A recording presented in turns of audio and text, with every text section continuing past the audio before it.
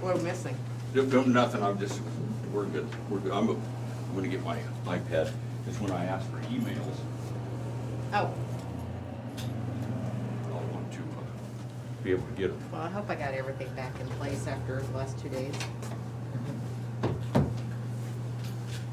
you please rise and join us in the pledge? I pledge allegiance to the flag of the United States of America and to the republic for which it stands, one nation, under God, indivisible, with liberty and justice for all.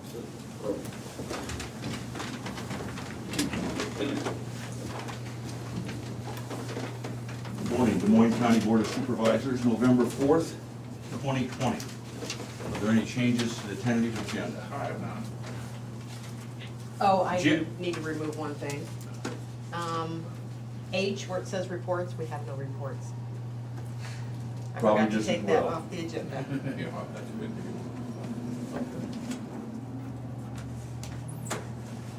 I Jim? didn't quite hear that, Terry, what'd you say?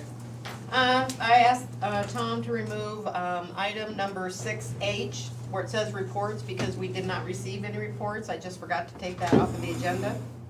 Okay, thank you. That answers my question. I was just wondering if you could hear us, Jim. Good morning. Morning. Before we meet with department heads, Jim, Yeah, congratulations. thank you. Yeah, congratulations, Jim. Thanks, Bob. Kevin, congratulations. Thank you so much. Terry, congratulations. Yeah, Terry. Thank you, thank you. Is that congratulations because Well, most of it's well, over? No, well, you won the election, and I know I'm speaking for everybody in Des Moines County. I really need to compliment you and your staff on the job you did on this election. We had an overwhelming, how many, and you'll tell us. Yep, I'll Anyway, give you an an update. overwhelming number of mail-in ballots, a huge election. I know it probably didn't look like that from your seat, but it looked like it went like clockwork. We had timely results. The whole county should be proud of the job you and your staff did, and I'm not blowing smoke that. I'm very proud of the staff and the poll workers. We had a lot of new poll workers and they just stepped up to the plate, so it was great. And this county won, though. That comes from good leadership from you, Terry. Oh, well, thank you. Yeah. Bob, County's good again. Bob, you've been here 16 years. The county owes you a debt of gratitude. You've been great. You've been. Don't mess with me. This isn't easy. Anyway, it's the county owes you a debt of gratitude. All the taxpayers do. You've worked hard. You've been a major factor in all the county's successes, and we will continue to wish you the best. Well, thank you, Tom. And you're gonna be here for another couple months, and I can think of worse things to say about you in that time. Yeah. All right, meet with department heads. Terry Johnson, Des Moines County Auditor, Good and morning. Election Commissioner. Good morning. We got out of here at 11 o'clock last night. Carla was updating our local website, and I was updating the ENR website on the Secretary of State's office, making sure all that was done, and then send out the final email to all the news media.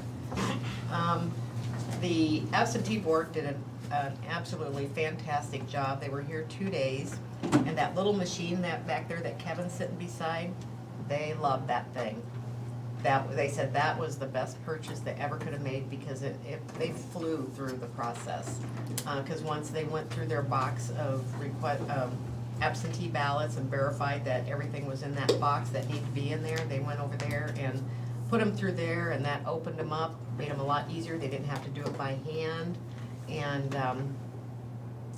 the absentee board was done counting a majority of the ballots by 3:15 yesterday.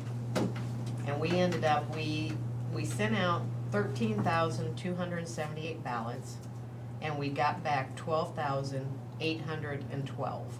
Wow.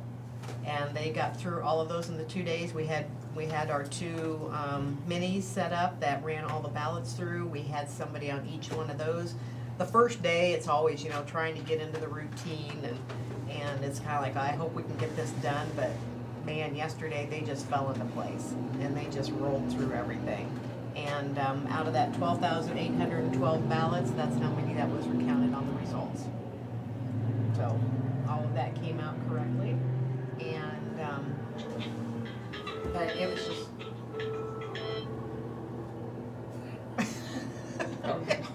Not me. But everything went smoothly. We had a lot of new poll workers at a lot of the precincts, and they did really well. So I just want to thank and congratulate all the poll workers and everybody and all the elected officials. But I do want to let you know that there is still 466 ballots out there. We don't know how many of them will be counted, voided once, because those that took their ballots to the precincts and surrendered them, then we have to go and poll all of those and make sure that those are voided. So, you know, that might make up half of the 466, so. If they get mailed in, they have to be And if they get postmarked mailed by in, they have to be postmarked yesterday.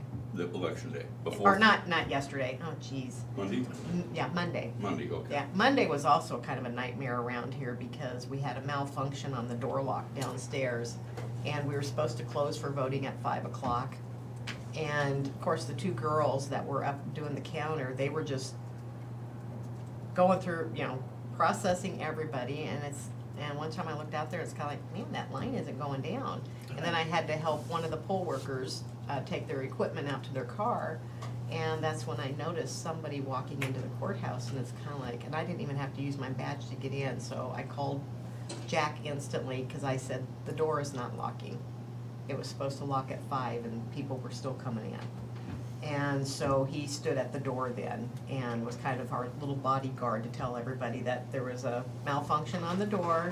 They're working on getting it locked, but people were still coming in, and everybody that was in line, I said, you know, one lady tried to be argumentative about it, and we said, no, there was a malfunction, but everybody standing in line gets to vote because they came in. Everybody, I think Jack said he turned away probably 10 people because the door not locked, but everybody that was there in line got to vote just like it would at a polling place. If there was a long line at a polling place at 9 o'clock, everybody that's in line gets to vote.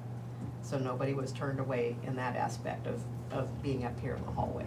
And that hallway was very busy on Monday. They processed 515 absentee ballots, voters that day. So it was very busy. So. And we're glad to have that part over. Now we just, the cleanup and all the other processes, the final canvas, which is next Tuesday. And we have our special absentee board come in tomorrow at 1 o'clock for any absentees that come in today and tomorrow, and to look over any provisional ballots we might have from the precincts. And then the canvas is next Tuesday, and then the following Thursday on the 12th is when we will have our audit. Once the Secretary of State's office lets us know which precinct to audit, then we pull the sealed envelopes from all the ballots at that precinct, and then we go through the whole audit process. And the first time we ever did that, I think, was in 2018, and that's when they pulled Mediapolis, and we had like 866 ballots, and it came out perfect. So that's what we like to see. So that's all I have. Congratulations again, and thank you. Thank you, thank you. Colin Durst, IT. Just keeping busy like always. Making a little changes to the county's website here recently. The county website is dmcounty.com. We've added an additional SSL certificate to go to DesMoinesCounty.iowa.gov, completely spelled out. That's part of the Secretary of State's kind of push to get all the counties on a .gov address instead of .com, so that when someone goes to government site and it's on a .gov, they realize that they're actually on a government website. So right now you can get to the website either through dmcounty.com or DesMoinesCounty.iowa.gov, and then we're setting up a redirection today, so if you do go to dmcounty.com, it's just going to automatically redirect you to DesMoinesCounty.iowa.gov. And it goes to the same exact website, there's no change. We're just gonna have 2 URLs for the time being. Then down the road, I don't know, maybe in a year or so, we'll probably get rid of the dmcounty.com. And that's not gonna affect the county's email or anything else, it's Okay. strictly the website, so. I- So, that's all I got. Thanks, Colin. Yep. Brian Carter, Secondary Roads. Good morning. I'd like to start off with nothing to do with my office. I was down here just a little bit Friday and a little bit Monday, and a lot of credit to Terry and Cheryl and her staff. It was a madhouse. Maybe they put you to work.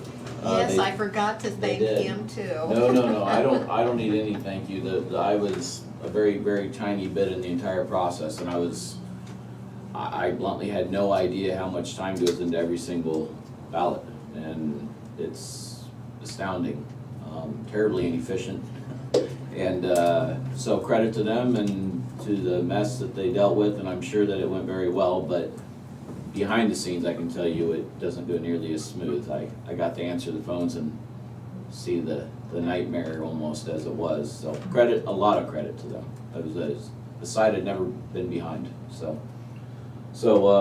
Anyway, on our department wise, we closed Highway 99. We've been talking about it for a long time, and it closed right on time. I think it closed about 4 o'clock Monday. And they're starting demolition, so they're jumping in and moving along. So there is a detour route set up, there is traffic control, so we'll push our way on through, and contractor certainly acts like he wants to move along as quick as he can. They're talked about already moving 2 crews in, so that's a good sign. So hopefully that stays and the weather stays the way it is, and they just keep on going. Still doing some ditching. Again, it's probably as long as the weather will allow us. We were on Irish. We pulled off of Irish for a little while to go do a couple small things. But we may end up back at Irish to finish out the season. Doing some blading and just still work on some culverts. So that's all I have. Thanks, Brian. Yep. Jared Glasser, Land Use. Morning. I don't really have anything specific other than we do have an item on the agenda, and I believe we're kind of back to back, week to week here. Well, we should have one subdivision for next week, and then there's another one we just received late last week that we just sent out for review. That should be ready the week after that. So it's kind of just, these are all minor subdivisions we've known about for a while that are just finally moving through the process. So we're keeping moving on that, so I don't have anything else. Thanks, Jared. Kevin Glendenny, Moines County Sheriff, elect. Thank you. I'd start off by saying thank you to Terry. Chief Deputy Grimshaw was down here last night and saw the work and efficiency of Terry and her staff and just spoke very highly of it and how you guys operated down here. He was very impressed with it and just wanted to pass that along as well. We're excited to have the election complete. It's been a great process, but it's neat to be able to move forward with some of these plans and kind of know where we're at and move forward with it. So, other than that, things are going really well. We're going to be doing some departmental interviews for 2 future deputies. We have 4 applicants that we're interviewing today, and hopefully be moving forward with that process for the academy to start in January. And our jail population is at 82, and we're housing 8 adults out of county. Thanks. Thank you, Ted. Ken Hyman, Community Services. Good morning. Yeah, I would say Terry and her staff are wonderful. The Autumn Heights building decided not to be a polling place this year, so our building became a polling place, and it's just amazing seeing the polling workers coming in at 6 o'clock in the morning and setting everything up, and you know, the doors opened up to the public at 7, and we probably had 7 people waiting outside at first, and they just kept coming all day long, and so it really worked out well, I felt like, and you can see how hard those polling workers worked. They did an excellent job. So other than that, we're finishing up the applications for the CARES Act. We're getting those entered into the computer system, and I think we've we're right at the end of it now of spending that 1.5 million on mental health for schools and for mental health providers and a few other providers that assist people with mental health and COVID-19. So it's been a lot of extra work to get all those applications entered into the system, but I think it went really well, and we're about to the end of that process. This week we'll be finishing that up, so that's about all I have for now. Thanks, Ken. Krista Poggemiller, local health. Good morning. We continue to be busy. Our COVID numbers continue to be over 15%. It's 15.8% this morning. It was over 16 earlier this week. So our positivity rate is 1,673, and recovered we have 948. We do continue to encourage the community to, social distance, good hand washing, stay home when you're sick. I think one of the challenges is having people, when you're called by public health, we really encourage people to stay home following the guidelines that public health is giving, because that's obviously to prevent further spread in the community. We are still offering flu shots at our clinic, 1:30 to 4 on Tuesdays and Thursdays, so anyone that hasn't had a flu vaccine, we encourage people coming to get that as well, so I think that's all I have. Anybody on the, I have two. First one I have on here is Chris Lee with Conservation. Chris Lee, Conservation? Good morning. Just like everybody, big thank you to the auditor's office and everybody that worked in this crazy year election. I know that just had to have been nuts. I stayed far, far away from there. I can't express my gratitude enough for everything they've done. And congrats to those who won the election. At our department, we're kind of transitioning into what should be winter mode, although we didn't expect 70 degrees the first part of November. We have shut off the water to all of our parks except for Big Hollow. We'll leave that on until it looks like we're going to see a sustained freeze. And we have had campers in. We've got a lot of calls this week about people wanting to camp this weekend, so I guess we'll see. And then we are a couple staff down, and so kind of got everybody on point helping with the field work that needs done right now. So our office is kind of closed occasionally because we've even got our office manager helping us with the field work that needs done, that we've got to get done with our staff unit now. And that's really about it. We got a work session tonight and a board meeting. So look forward to talking to you guys then. Hey, Chris, Yeah. this is Jim. Mhm. Is there anything you can email me so I can print it off and, for that meeting tonight? Yep. I'll send that back out here real quick. Okay, thanks, Chris. You bet. Thanks, Chris. Next one I have is Jackie Meyer, Clerk of Court. Jackie Meyer, Clerk of Court. Good morning, everyone. All I have to report is that we're still real busy with the normal work routine and, of course, the jury trials. We're still bringing in potential jurors at about 15 to 20 people at a time at a designated time, so we don't exceed the appropriate number of folks that can be in the courtroom due to COVID. Which seems to be working out really well. We just have a lot of cases to get caught up on, so that's really where we're at right now, is to keep it really busy, and that's all I have to report.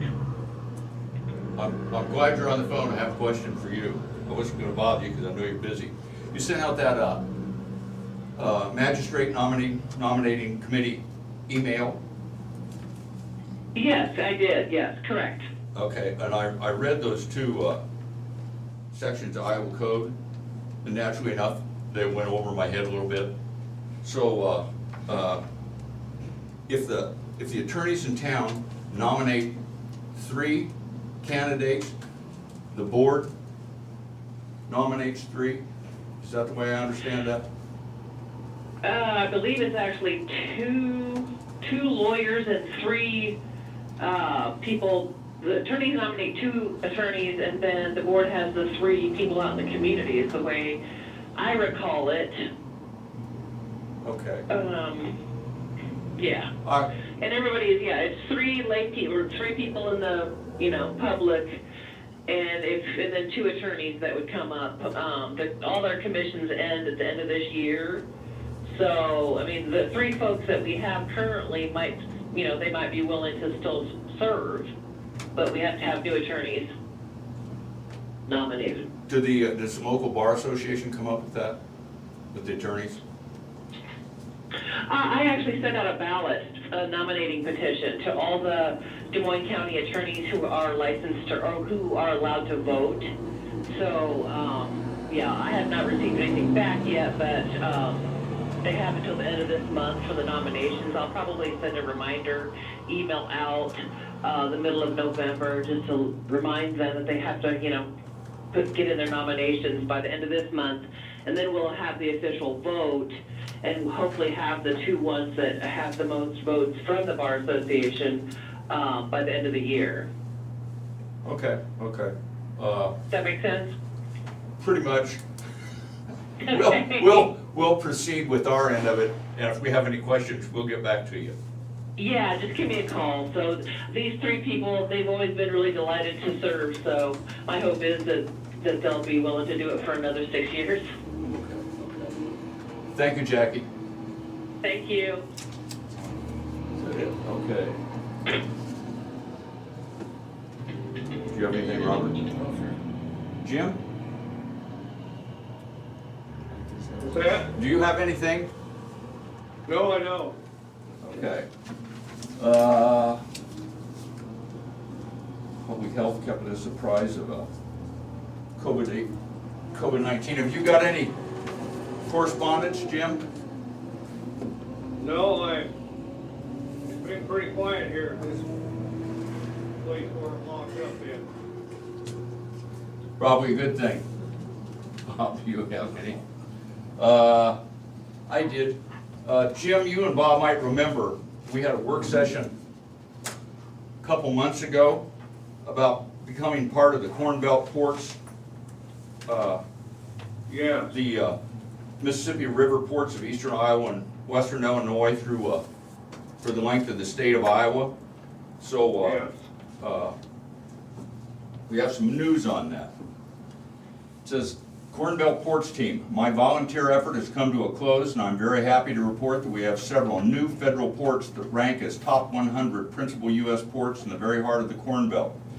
Details are in the attached Corn Belt Ports media release, 28th October 2020 final, and the attached Corn Belt Ports National Ranking 28 October 2020 slide deck. The Waterborne Commerce Statistics Center website will be updated soon, but the current principal U.S. ports listing and ranking is in the attached U.S. Coastal and Inland Navigation System Supports Ranking October 2020 excerpt. Please feel free to share the materials. We are hoping for some decent media coverage for this historic Corn Belt event. Maybe this could be a media break from covering COVID-19 and the upcoming election. A few comments in addition to my previous email below and what is in the attachments. We are all extremely pleased that the Mid-America Port made its national debut as the 5th largest inland port in the nation and the 44th largest port in the United States, a category that includes coastal ports. The Illinois Waterway, ports and terminals, an aggregate of 4 existing state authorized ports, is the largest of the 3 Corn Belt ports and will rank even higher in the report next year after 3 or 4 more counties are added. The Mississippi River ports of eastern Iowa and western Illinois came in as the 81st largest port in the nation. This is an incredible ranking considering that much of the Mississippi River was closed to navigation during a record duration flood event, as a reminder of the flooding in 2019. In addition, 7 of the originally planned MRPEIWI counties are still undergoing review to deconflict some overlapping county and state legislation that's on the books. We expect next year's report to show more annual growth in freight tonnage handled than most other ports in the nation. He said, in closing, I do think it's appropriate to call your attention to an attached announcement from Senator Grassley, an excerpt below.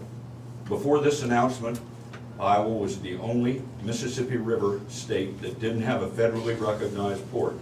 This is a well-deserved recognition as Iowa serves as a major multimodal transportation center and the #1 producer and exporter of corn.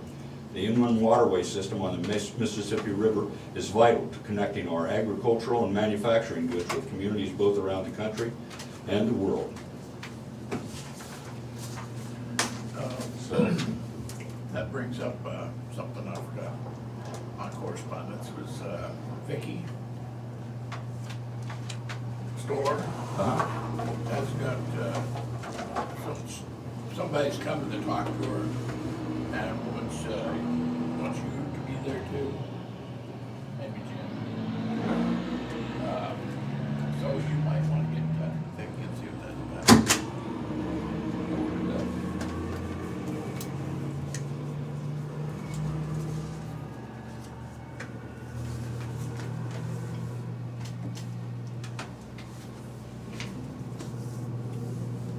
I wrote it down. So we're good to go. Proceed to discussion and vote. We have accounts payable claims in the amount of $1,271,162.42. Move to approve. Second. Terry? Bob Beck, Yes. Jim Carrey, Yeah. Tom Broker. Yes.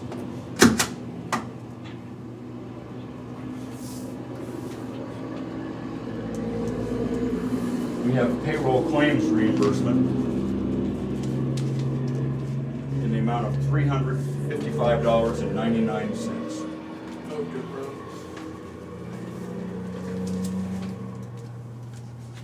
Did Bob move? He did. Second. I can't hear you very well. I didn't move very fast. Can I borrow one of your hearing aids, Bob? Terry? Bob Beck, Yes. Jim Carrey, Yeah. Tom Broker. Yes.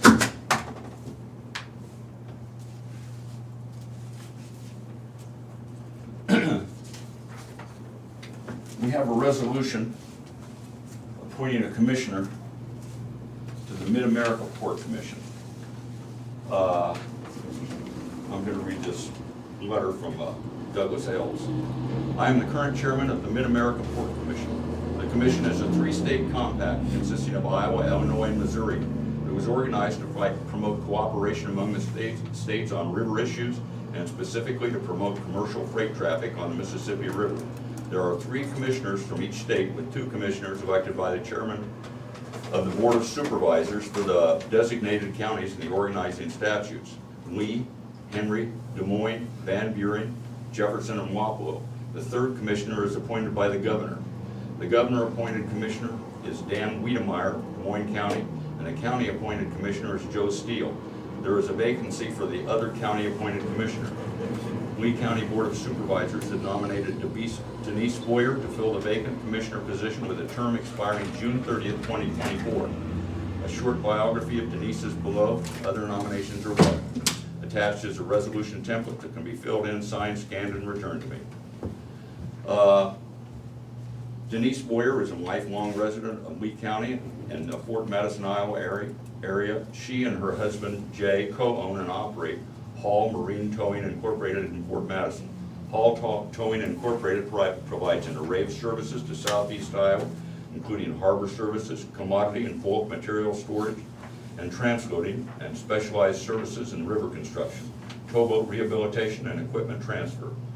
Denise has a history of serving her community through volunteer service. She's a past board member of Fort Madison Economic Development Corporation and a current board member of the Southeast Iowa Economic and Port Authority.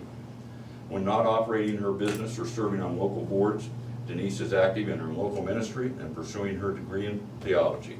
Douglas Ailes, professional engineer, CEO, and general manager, Northeast Missouri Electric Power Cooperative. And we have a resolution to support that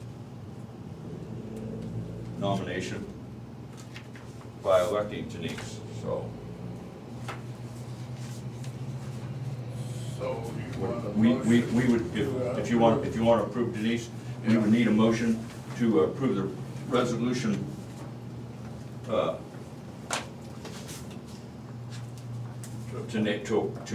appoint her as a commissioner. I will make that motion. I will make that motion. I will second it, Bob, thank you. Terry? Bob Beck, Yes. Jim Carrey, Yes. Tom Broker. Yes.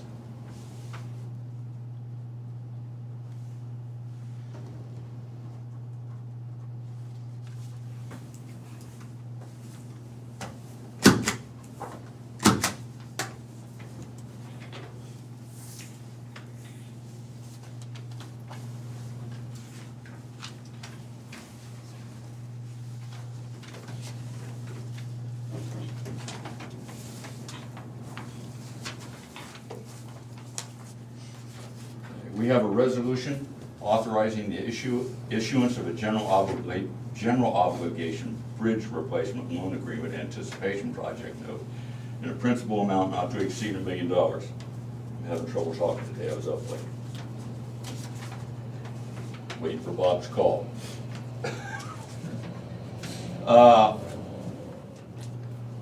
Whereas the Board of Supervisors of Des Moines County, State of Iowa, has heretofore proposed to enter into a general obligation loan agreement, hereafter the loan agreement, pursuant to the provisions of Section 331.402 of the Code of Iowa, for the purpose of financing the county's Highway 99 bridge replacement project, hereinafter known as the project, and the county has published notice of such proposal and held a hearing thereon. And whereas it is necessary to authorize the issue of a general obligation bridge replacement loan agreement anticipation project note in an amount not to exceed $1 million. Now therefore be it resolved by the Board of Supervisors of Des Moines County as follows. Section 1, the project note is hereby authorized to be issued by to Danville State Savings Bank, the purchaser, in anticipation of the receipt of and being payable from sources to be received and expended in connection with the project. The project note shall be signed by the chairperson and attested by the county auditor and delivered to the purchaser. It shall mature on December 1st, 2022 and shall bear interest at the rate of 2% per annum, payable as set out in the project note, except as the provisions hereinafter set forth with respect to redemption prior to maturity may or may not become applicable hereto.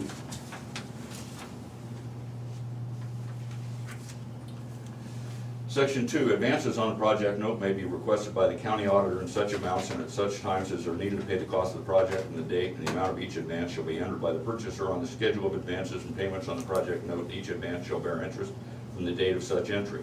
The county auditor is hereby designated as the registrar and paying agent for the project note and may hereinafter be referred to as the registrar or the paying agent. The county reserves the right to repay principal of the project note in whole or in part on any date prior to maturity under terms of par and accrued interest.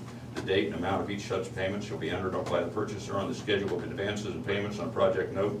All principal so prepaid shall cease to bear interest on the redemption date. The project note shall be fully registered as to both principal and interest in the name of the owner of the records of the county kept for such purpose, after which no transfer shall be valid unless made on said records by the county auditor, and then only upon a written instrument of transfer satisfactory to the county auditor, duly executed by the registered owner, or the duly authorized attorney for such registered owner. Section 3, the project note shall be substantial. I don't see anything to be reading. Well, we've got the rest of it's just a copy of the project note. So, we need a motion to approve the resolution. I make a motion, we approve this. I'll second the motion on the resolution 2020-47. Terry? Bob Beck, Yes. Jim Carrey, Yes. Tom Broker. Yes.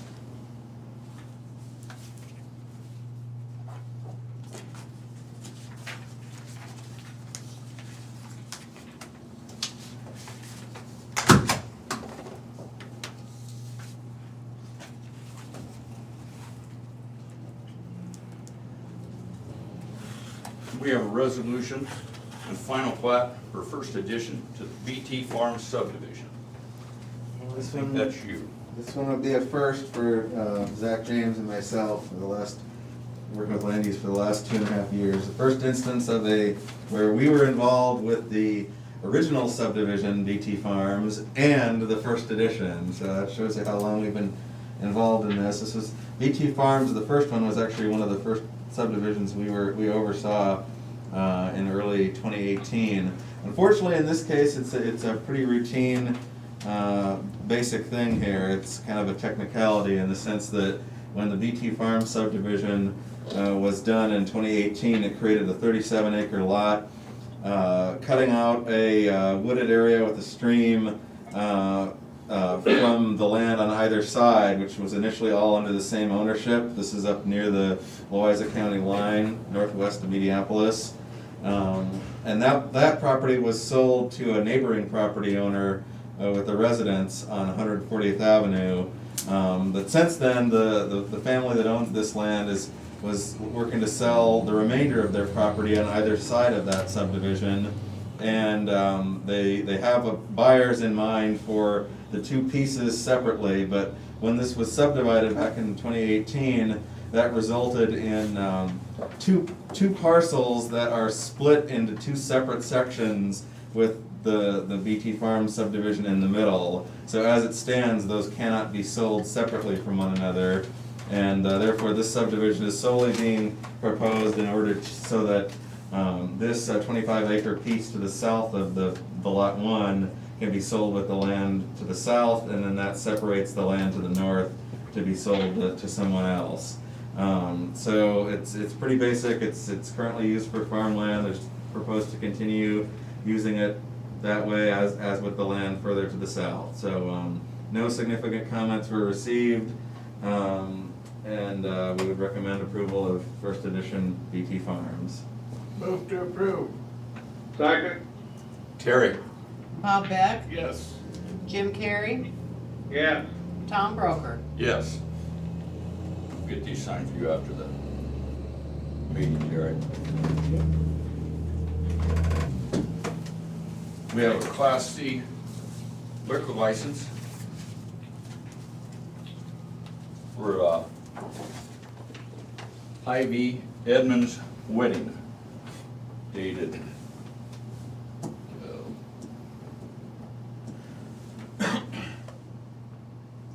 It's 11/12, it's like a 5-day. oh, okay, yeah, it is, I'm staring at the date below that. Yeah, November 12th, 2020. Move to approve. Second? Terry? Bob Beck, Yes. Jim Carrey, Yes. Tom Broker. Yes.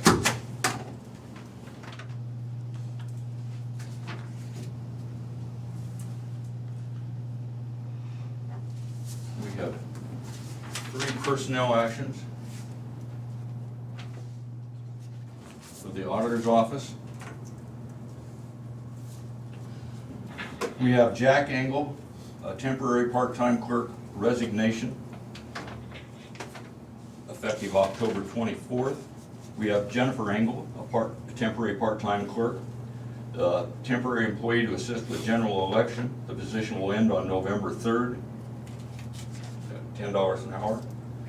We have Teresa Hicks, a temporary part-time clerk, temporary employee to assist with general election, position ending date extended as needed, $10 an hour. Yeah, I wanted to keep her on because she's helping us clean up after the general election. That'll probably take us about a week or two, so. Brian doesn't have any time? Yeah, Brian. Brian was very helpful when he was down here. We even made up a little sign for him that said Brian, so that, he had his own little desk. So we really appreciate it. And we just couldn't be more happy to have Becky down here to help with payroll, because there's no way we would have been able to do it, so. Just to throw this out there, and Brian said he was answering a phone. Yes, and he How- realized how many calls we'd get for Des Moines. How is his customer service? He was pretty darn good. He behaved himself, no rude comments or anything, but I think Carla made a comment that he got the hang of asking them, now what address are you looking for? And then you could realize, of course, he knows his addresses and streets around the county, so he knew instantly. We don't have one. Do you live in Des Moines? Well, yes. You need to call the Polk County Auditor. Yeah, I had that conversation. We have that at our office a Yeah, little bit. I figured you're used to that, so. Yeah, they have a hard time getting it through their head that Des Moines and Polk County and Yeah. it's all be different. Yeah, it's not the same place, so. I move to approve. All 3. Second? Move, approve all three. Terry? Okay, Bob Beck, Yes. Jim Carrey, Yes. Tom Broker. Yes.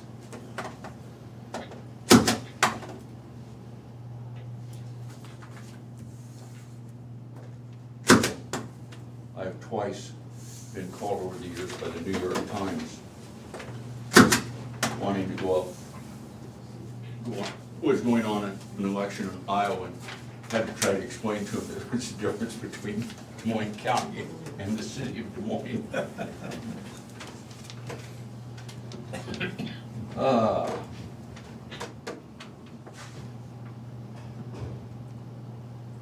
Any other business? I have none. Have none? Future agenda items? Have none? We need to work on the engineer's contract. I was just waiting for Jim to come back healthy, so Okay. probably next week I'll put it on there. I always have preferred 3 board members that, in person if it works, and there's no reason to rush it with Jim coming back, so. I'll have it on. I may have a work session next week too to talk about a project we're applying for some other funding for. And then Jared, we still need to put the zoning Right, thing right. back on, so when, Ordinance update, discussion of a couple items. If we can spread some of those work sessions out so it Yep. doesn't take a whole day. Sure, absolutely. Committee reports. I had a Zoom meeting on Monday and with DCAT. Not real fond of Zooms. No offense, Colin. But, that's about it. I didn't have any committee reports. Jim? No, didn't have any. Public input. Seeing as how the attendance is limited, anyone with any comments may email the Board of Supervisors at board@dmcounty.com. That's BOARD@dmcounty.com, or call 319-753-8203 extension 4. That's 319-753-8203 extension 4. We will wait 2 minutes to give everybody a chance to. The clock has started, Thank you. Any comments from the room? I'll publicly apologize to Bob Beck. Because I called him up last night and told him he'd won, and about 2 minutes later, somebody handed me the final tally, and I had to call him back. And then about time I had a chance to call Jim and tell him, reveled in the glory that I beat him. Well, I did tell Shane McCampbell that he lost, and he thinks I was joking. oh, is that the results from the absentee that came through first? Yeah, Yeah, because both of those guys were tied. yeah, well, they were 2 votes apart.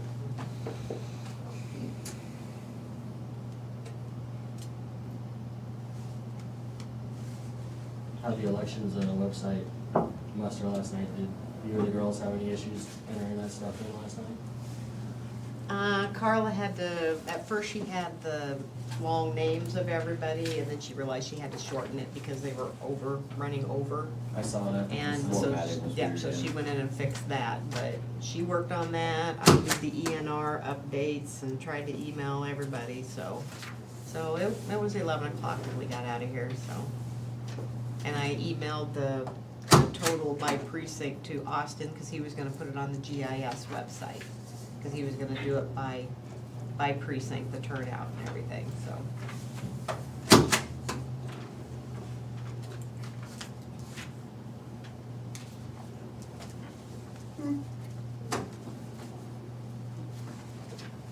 I'll use the dead time to remind you, we do have our bid for our shop still out there. So I think it's a week and a half from now or so, we take bids, so.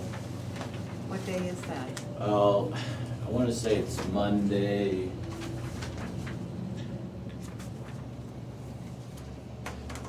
Sixteenth, so wanna double check and make sure you got put in your calendar. I know we checked with you, but I don't recall, so. yeah, that's fine. I was gonna say something to you anyway. Monday, November the 16th Yeah. at 10 o'clock. 10 a.m.? Okay. I'll make sure it's on the book. There's been a lot of interest, a lot more interest this time, so we're happy to see that, Okay. so. We're 2 minutes up, Jim. Yeah, I didn't know if you heard me or not. Oh, no, it didn't. With an aye, we're adjourned. We are adjourned. Thanks, Jim. Thank you. See you next